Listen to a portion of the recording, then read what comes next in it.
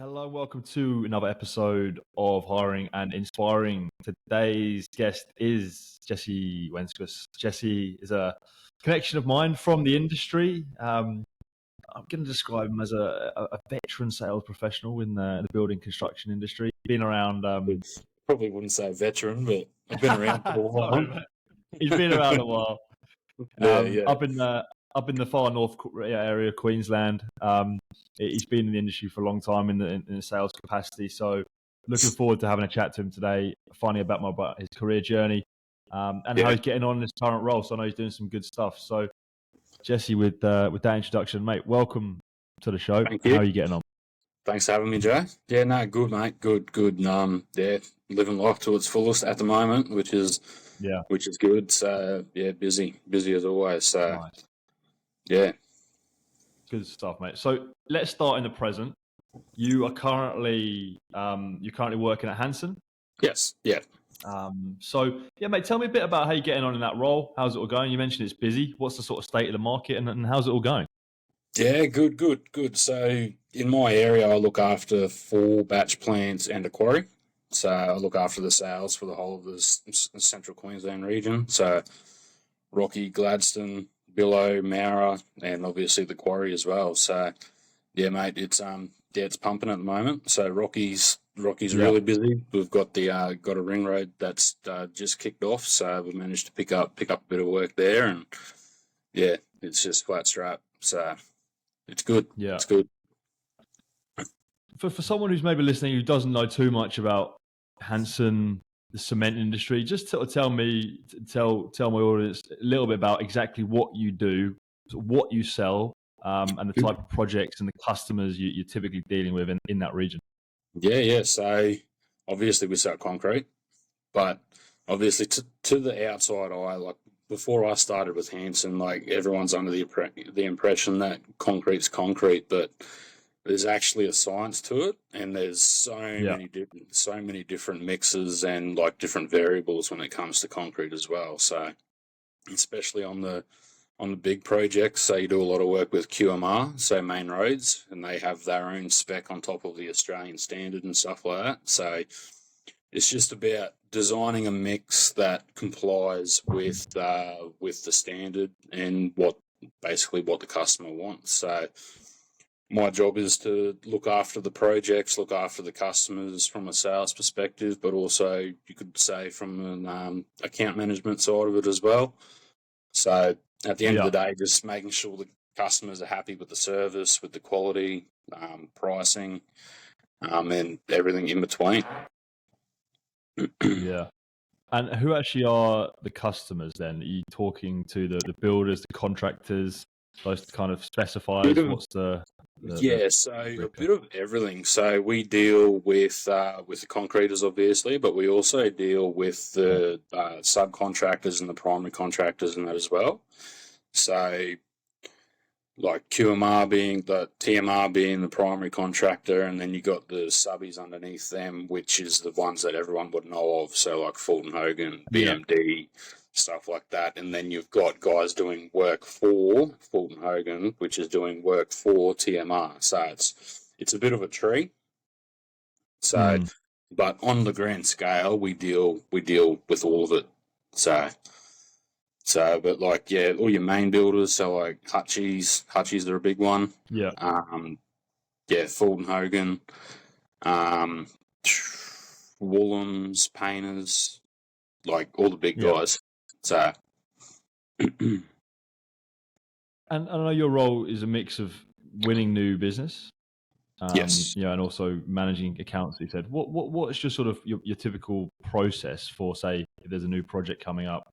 How do you go about it? How would you go about winning that piece of business for Hanson as a salesperson? Yep. So we use a lot of the tendering platforms. So you've got Felix, you've got Vendor Panel, Estimate One. So basically keeping across that, and when you see a new project pop up in your region, you download the documents, find out who the person is that's going to be running the job, make contact with them. Then obviously, after a couple of discussions, you get down to what the requirements are, and then price the job, it could take 2 or 3 quotes. Yeah. So you submit your first quote and then you follow it up, and a lot of back and forth, and eventually on a good day you get the green light, you've got the job, and away you go. Yeah. So Brilliant. it is a bit of a process. Yeah. How long does that all take as a sort of sales cycle? Yeah, so it's not a quick cycle at all. So I actually, in my career, I've done a short stint at Harvey Norman, and like, hats off to those guys that are retail salesmen. They're a different breed of people, but I'm no good at a quick sale. But in this industry, in the construction industry, it's all a part of the long game. So I might get an inquiry through today for a project that's starting September, October, sometimes not even till 2025. So it's okay. Yeah. So definitely a long game. Yeah. Do you think you have a different, or do you need a different sort of skill set to work on those long sales cycle compared to those, like you say, those Harvey Norman salespeople who is more? Yeah. You know, I feel turnover, you do. right? Like, a lot of it comes back to rapport. So you've got to build a rapport with the customer. There's no point just getting a quote request through, then flicking your quote off and hoping for the best. You've actually got to build a relationship and sustain the relationship for a long period of time until the project kicks off, type thing. So it's not just hey mate, how you going? Here's your price. See you later. So you've got to work on rapport, build relationships. And I feel like it takes a different sort of person to be able to do it and do it well. I'm fortunate enough that I've been in the game for a while, that from previous roles to Hanson now, I've got a lot of crossover contacts and stuff like that. So the rapport's there for me already. But if someone's coming in green, then the best way to do it is just to get out there and meet the people that you're actually talking to via email. Whereas at like just Harvey Norman, so whereas at Harvey Norman and that, you've got someone walks in, you greet them, and then you're into the sales process straight away. And like, they've got to build rapport quickly, and you're trying to, the way I see it is, they're walking in for a reason. They're walking in to buy something, and you've just got to figure out what they're trying to buy. But I was no good at the quick sales. Yeah. So do you feel you sort of found the role that suited you best now? This is the position that is definitely best suits your skill set. Yeah. So past roles involved a lot of travel, whereas now I've got something situated close to home. So the area I look after, I can do it all in a day trip type thing. So there's no overnight trip. So I've got a wife and a little kid. So the travel side of my previous roles was killing me. So. And we've touched upon a few things there, mate. But your sort of strengths as a salesperson, what would you say some of them are? I feel like over the years I've developed a thick skin. So basically, one of the strengths that I feel any salesperson can really have is, obviously everyone goes to close a deal, but is also accepting the no's.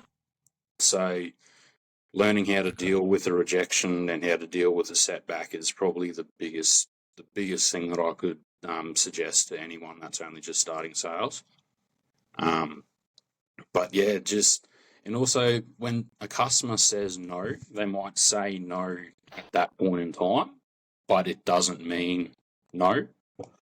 So it's just, the way I would work it is, if I've been talking to a customer and trying to win some work, and they've said no, you sort of leave everything on the table, but let them know, look, I'm here.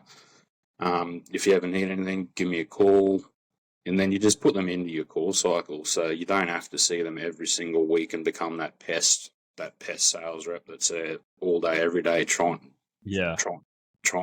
get some work out of them. But let them know you're still there, you still care about them, and pretty well just say, if the opportunity comes up in the future that you'd love to help them out, and they might be getting the goods from someone else, but I'm always here to help you. So yeah, going back to your question, that's probably the biggest thing that I've probably developed pretty well over the years is taking the rejection, take it on the chin. No doesn't always mean no, no matter what everyone else says in life. But yeah, sales is different. So it's about being persistent, but not being. There's sort of a line, isn't it? You can sort of be persistent up until you become that pest that a little bit pushy or just too much. Exactly. It's a fine line. You don't want to tread too far on either side of it. So you don't want to leave the customer alone that long that they forget what you look like, they forget who you are, but you don't want to annoy them that much that they go, oh, this guy's a prick. He's just here to try and sell me something. So yeah, it's a tight rope. Back to the agreed, mate. Back to that thick skin you mentioned you've got, and that has allowed you to have success. Is that something? This is something I think about. Is this something you've developed over time, or is that something you've always had? I'd say so. My career started straight out of high school type thing. So I started as a storeman, and being a storeman, you got to have thick skin as well because the guys like to play pranks, and it's a different world again. And you slowly worked my way up the food chain and got offered the role as an external salesperson and ran with it. And as a young fella, like you sort of get a bit let down. It takes a hit to the ego when you get a rejection. I'd say it's definitely something that you have to develop over time. So, and it just makes the wins feel even better after you've had a couple of rejections in a row. Getting that win is some of them can be life changing too. So, and mate, selling in particular in the construction industry, it's obviously an industry you've been in for a while and you've got experience in. It's something that you touched upon. You've managed to sort of build up some contacts and experience within certain customers, which is helping you now. Sort of compounded, I guess, over the years. Selling in that particular industry. This is maybe for someone who's just starting out. What does someone need to be? You mentioned the long game as well. I think there as well. What does someone need to do to have success selling in your particular industry? Do you think? So when I first started the sales, some of the best advice that I ever got was the 6 P's of selling. So preparation prevents piss poor performance, and I live by that. You've got to be planned. You've got to know what you're doing. And something that falls under that too is you've got to know your product. So, especially in our industry with so many different avenues that people can go, like the online space these days is crazy. So, if you want someone to buy through you, then you need to know what you're talking about. And most of the time, I don't like to say I'm a salesperson. I like to say I'm a problem solver. So, that's probably the biggest thing is as a salesperson especially in the construction industry, you're looking for problems to solve. So basically when it comes down to it is the customer's got a problem, you've got a solution, they're going to buy from you. So that's the biggest thing in this industry is you're not a salesperson per se because everyone's trying to sell the same product. Like when it comes to power tools, you're trying to sell a Milwaukee drill. Everyone sells Milwaukee. Why is the customer going to come to you to buy it when they can go down to Bunnings or Total Tools or whatever and they can get it for the same price? So you need to have a service. How would that person differentiate themselves then? How would you sort of, if you can get it at different avenues, what would that person need to do to get above their competition? Oh, good question. That's a hard one. So you've got to stand out from the crowd somehow. And I feel you've just got to become mates with people, build relationships. So not often you're going to get a sale on your first call. It might come through 2 or 3 months down the track. But persistence without being annoying, as we said before, and eventually the guys will go, you know what, this guy's been here often, I like him, I'm going to give him a crack. See how you go. So, yeah. Have you got examples of customers where you have just been that persistent, where it's just, you know, you keep coming back for more, and they sort of eventually go, all right, yeah, this guy, he's not going away. He must actually believe he can help us, or, you know, not sort of let's just give him a shot, but like really had to. Do you know what I mean? Yes, yeah. So when I was in I was working for, who was I working for?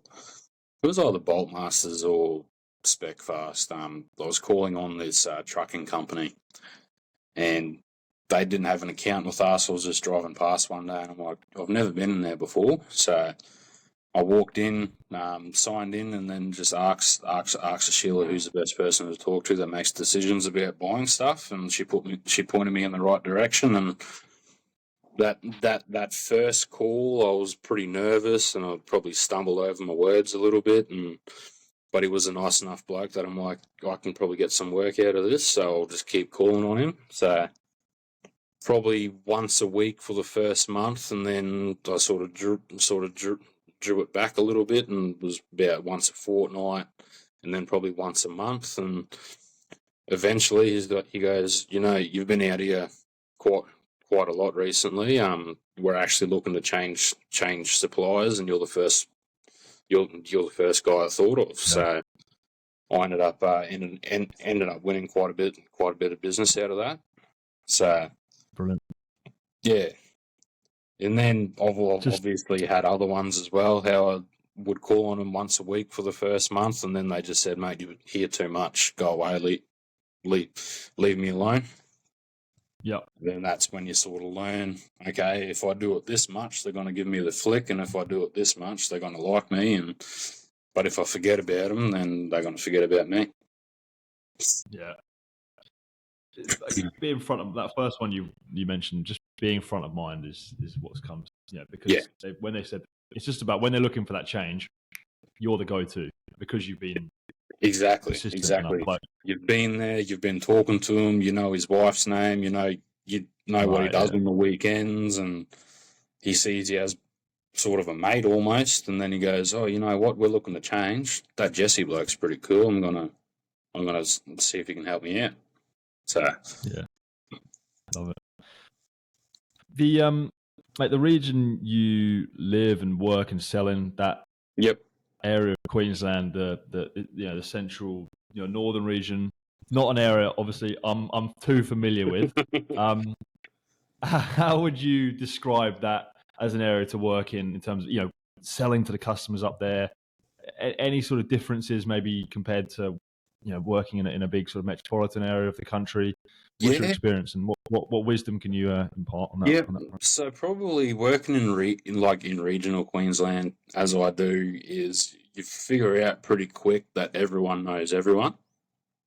Whereas, just say if you're working in a metro area like Brisbane or Sydney or whatever, there's a bit of distance between people. There's so many people that there's a chance that the guys that you're dealing with don't really talk to each other. But honestly, in construction, working in Rocky, there's a limited amount of pubs, so you guarantee that after work, the guys are going to catch up and they're going to run into each other, and they do talk. So word of mouth in small regional towns is a big thing. So if you stuff up and you screw one person over, give it a week or two, and everyone knows that you screwed them over and they don't want anything to do with you.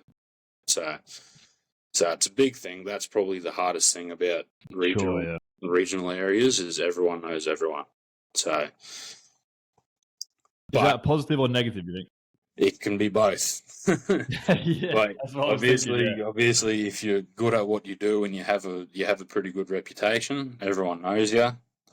But if you get a couple of guys offside, then it can ruin your reputation pretty quick. So, I imagine. Next question. This is an opportunity for you to reflect a little bit. You've been in sales over 10 years now, I believe. Yeah.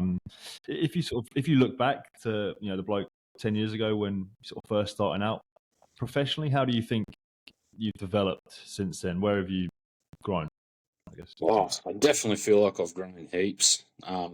If I could talk to a younger self, honestly, I'd probably just tell him to save money. Okay.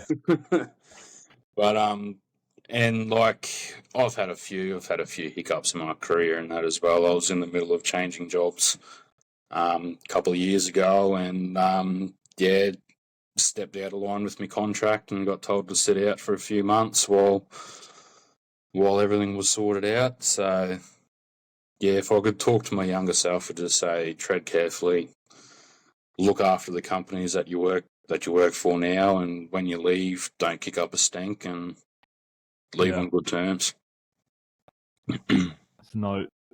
It's the old don't burn any bridges, whatever. Yeah, exactly. Exactly. Even if you might have stuffed up, it's not worth it. It'll come back to you in the long run. Well, what about what sort of skills? What about skills? Where do you think skill set wise you've sort of come on and developed over the years? Yep. So I've definitely turned into more of a people person. When I first started in sales, like I was an introvert, something chronic. I didn't like people, didn't want to deal with people. Yeah. But now I'll probably thrive on that. I like meeting new people and finding out about them and finding out what makes them tick outside of work as well. So yeah. But yeah, skill set wise, I feel like I've honed in on my skills fairly well now. There's always room for improvement. But just having the capacity to manage your time, follow up when you need to, and don't let the stresses of your day-to-day activity get on top of you. Yeah. So. Like we talked about where you said you could, if you go back in time and tell the younger version of yourself save money. If there was one sort of career or lesson you've learned in the last 10 years or so, would that be it, or is there anything else you would like a bigger one than that, you think?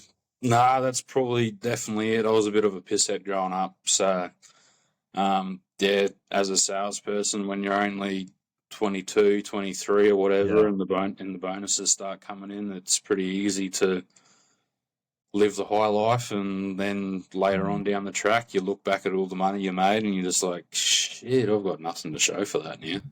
So that'd be surely some good memories, though. Oh, 100%. Always. Always is. But yeah, sometimes I find myself sitting back and reflecting, and I'm just like, geez, if I was just a little bit smarter, then I'd be in a better situation than what I am now. So, but that's not to say life's bad on it, anything like that, but it can always be better. So, yeah. But on the flip side, you can always earn more money. So there's true. True. And you're still a young guy, mate. So that's it. I'm only 30, and I feel like I've had a pretty decorated career so far. So build on that, and away we go. 100%. We've spoken about what you're doing currently in the current role. We've touched upon your past. Yep. What about the future? Say, what does the next sort of few years look like? Career goals. What are you sort of hoping to achieve? Career goals of I want to work my way up into management. Where I'm at now with Hanson, I've only been here for 7 months now, but the room to grow is exponential type thing. So work my way up into either the regional leadership team. That'd be a big goal of mine. And then aside from that as well, I want to look at maybe doing my MBA in a few years. Yeah. Awesome, mate. Love that. Loads of big goals there. No doubt. Yeah. You're well on the way to that. I'm sure. Yeah. My final question for you. This is around the idea of success. It doesn't have to be career? This can even be sort of personal. I know you're a family man. What does sort of success mean to you? Probably success for me is just going to bed every night content and happy with what you've achieved. So don't leave any cards on the table. Make sure you do everything to your full potential. And honestly, it sounds corny, but if you shoot for the stars, even if you miss, you're going to end up in a better spot than what you were when you first started anyway. So dream big, aim big, and you're likely to get big. So love it, mate. Love it. Jesse, thank you very much for joining me on the show. Really enjoyed going through that, and you sharing my journey, you're sharing that kind of stuff. Yeah, appreciate you taking the time. All the best in the next career goals. It's been a long time coming. We've spoken about it a little bit, and finally got a time slot free. So I'm happy to help out, mate. All good, Jesse. Thank you very much. Awesome. Thanks, Joe.